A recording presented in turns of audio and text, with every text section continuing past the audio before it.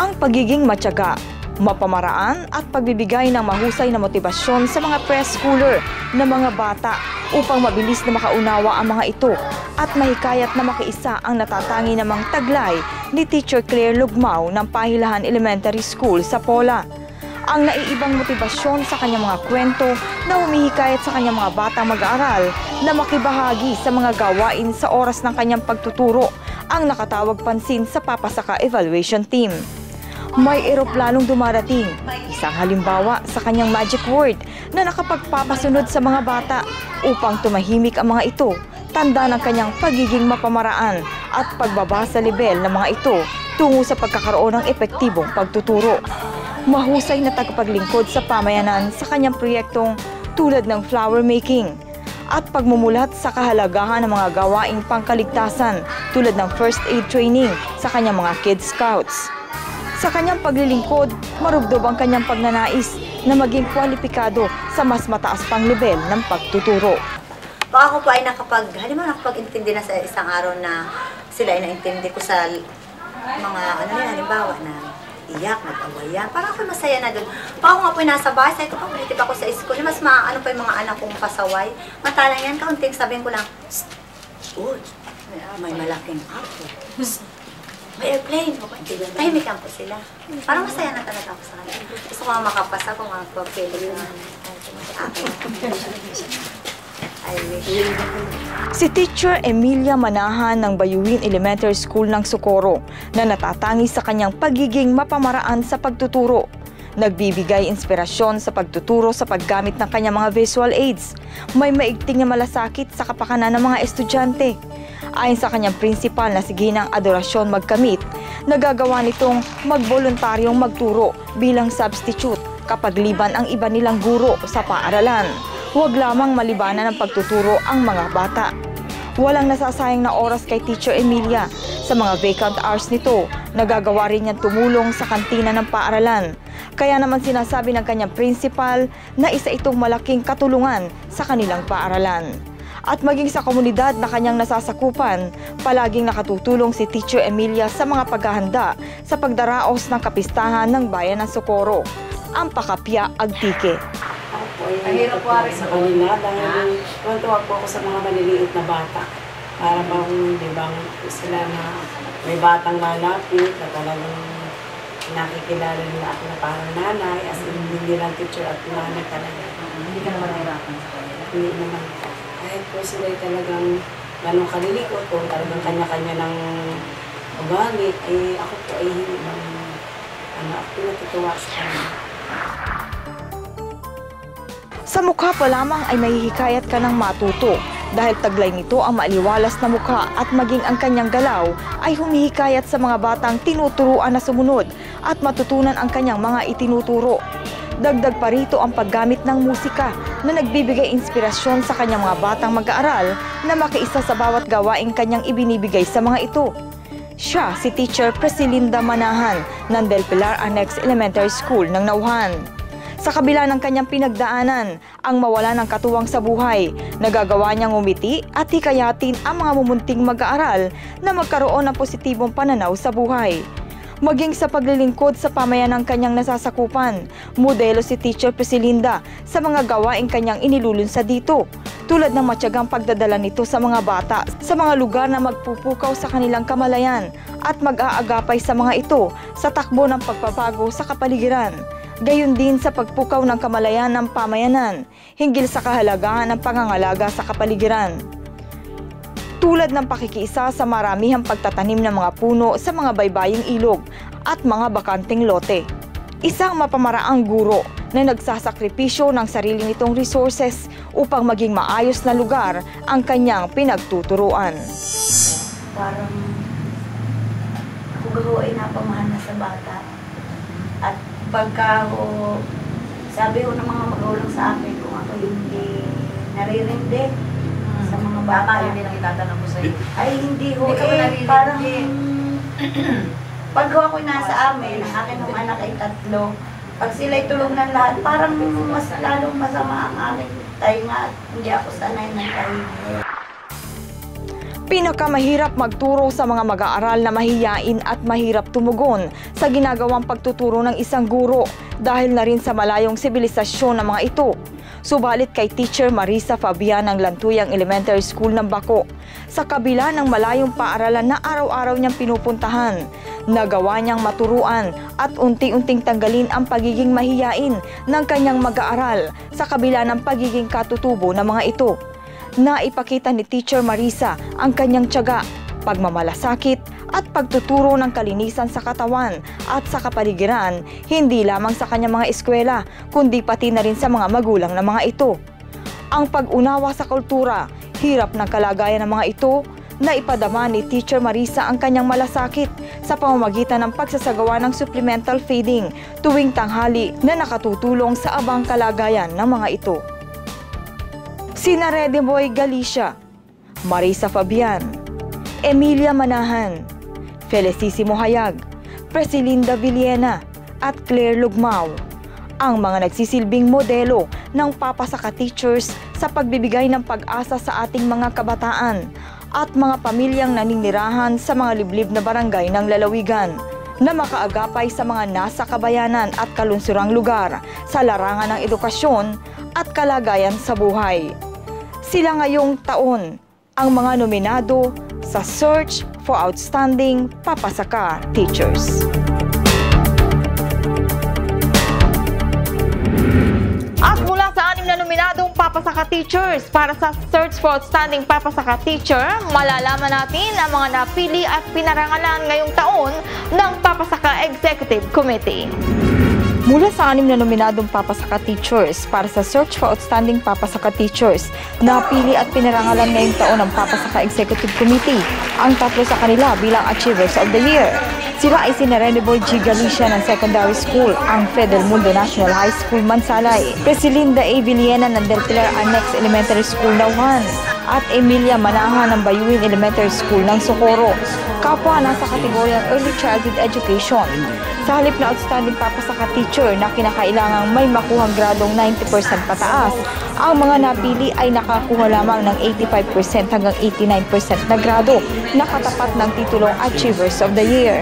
Kung noong mga nakaraang taon, ang mga outstanding Papasaka Teachers ay nilaanan ng 10,000 piso at 5,000 piso para sa Achievers of the Year, ngayong taon, ginawa ni Governor Umali na 15,000 pesos na cash prize para sa outstanding Papasaka Teacher at ginawa namang 10,000 piso para sa Achiever of the Year na siyang kapwa natanggap ng mga nanalo sa patimpalak na ito.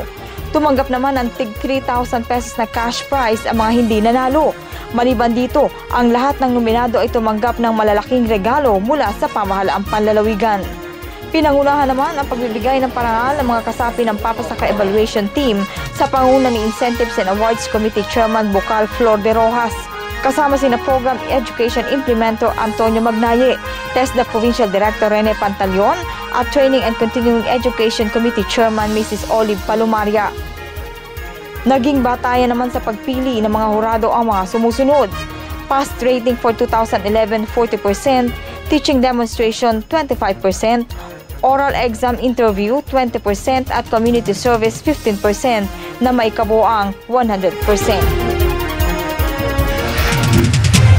Isa sa mga direksyong tinatahak ngayon ng Administrasyong Umali ang pagsisinop sa pananalapi ng pamahalaang panlalawigan. Matatanda ang sa nakaraang edisyon, sa halip na sa labas ng lalawigan gawin ang team building ng mga hepe ng Kapitolyo, isinagawa na lamang ito sa San Rafael Cave ng Rojas. Ngayon naman, inatasan ni Provincial Administrator Angel Saulong ang lahat ng mga hepe sa bawat tanggapan sa Kapitolyo na magtipid sa kuryente at tubig. Narito ang report.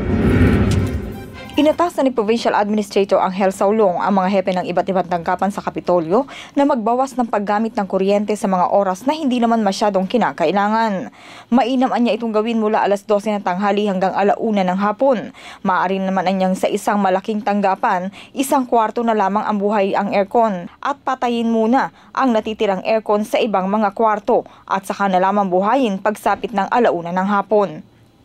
Pagdating naman ng alas 5 ng hapon, i-off na rin anya ang lahat ng aircon at itira ang kwartong gagamitin lamang sa pag-overtime. Sinabihan din niya na iwasang maiwan na bukas ang gripo kapag gumamit ang mga ito ng comfort room sa kani-kanilang tanggapan upang hindi mapabayaang umaawas na ito sa timba. Sa ganitong paraan, makaaambag ito anya sa pagbawas ng bill sa tubig. Maliban dito, inuobligan na rin niya ang lahat ng empleyado sa pangunguna ng kani-kanilang mga hepe na dumalo sa flag ceremony tuwing Lunes. Sinabihan din nito ang mga tamad pumila at nagsasama-sama na lamang sa lilom. Ayon sa kanya, kung ang gobernador ay pumipila at naiinitan, dapat lamang bilang empleyado na sumunod ang mga ito sa patakaran. Reminder lang po sa lahat sa atin, na pag sa flag ceremony, umari, pulis natin yung ating mga ranks, yung mga staff natin. Eh kung si Governor ka, padaan dito, nandun yung sa initan eh. Tapos tayo sa tabi. So, reminder lang. Next Monday, kumare, lahat ng empleyado ng Kapitolyo, yung mga staff nyo, pati ninyo lahat. Pag dumating yung magiging, taraan na tayo lahat. Tapos i-remind natin yung staff natin, na umakit naman ng flag-ceremony. At saka kumare, tayo rin, mag-set tayo ng example, huwag tayo sa tabi. Susunod! Kalidad ng serbisyo ng mga kawani ng Kapitolyo patuloy na itinataas. Oriental Mindoro National High School, kinilala bilang Brigada Eskwela Best Implementer sa bansa. At sa ating pitak pangkalusugan, ang mga benepisyong nakukuha sa pagkain ng masa, ang sardinas. Huwag po kayong maglilipat, magbabalik ang KPSM, makalipas lamang ang ilang paalala.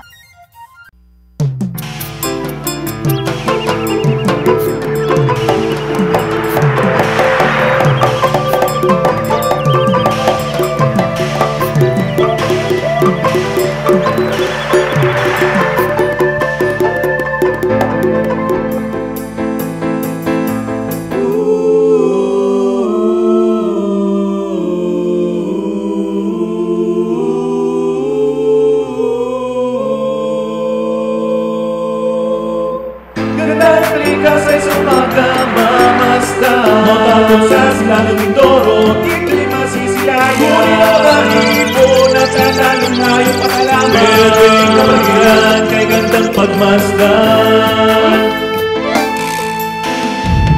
Ngunit pati sa araw, nakita ang kapangasan. Mga mapanirang gawain, hindi pinag-isipan.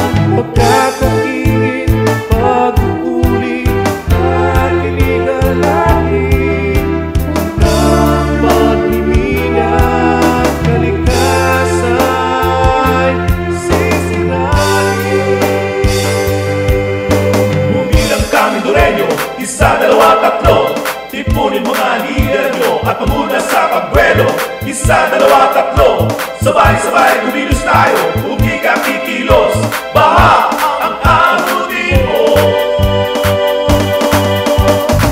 Ibalik natin mga puno na wala. Hindi gagawin tayo ang kawawa. Itinalim ating kalikain. Buhay at kabuhayan ang sasabihin. Ito lang gawain, tunay na pangmasa. Inulog gawani ng Kapitolyo, mamumuna.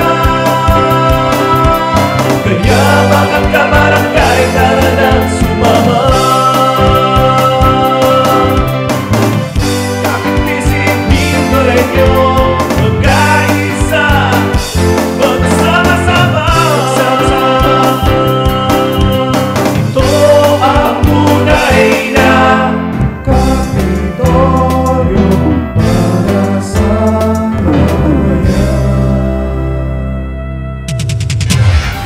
Bilang lingkod bayan, sinisikap ng administrasyong umali na itaas ang kalidad ng serbisyong ipinagkakaloob nito sa mga mamamayan.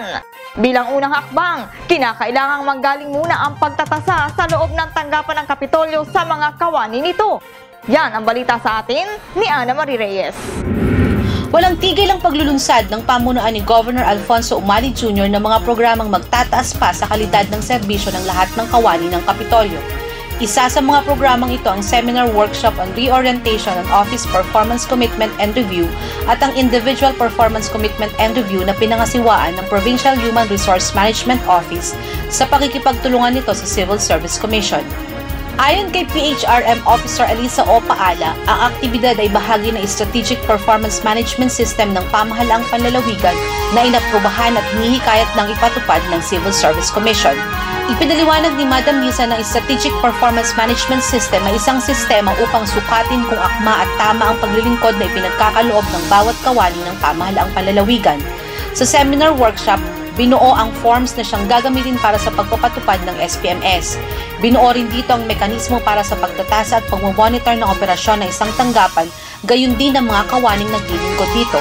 Sa pangkalahatan ng seminar workshop ay isa lamang sa mga nakalinyang programa ng Administrasyong Umali na magtitiyak na tanging ang pinakamataas na antas ng serbisyo publiko lamang ang ipagkakaloob ng lahat ng kawani ng pamahalaang panlalawigan.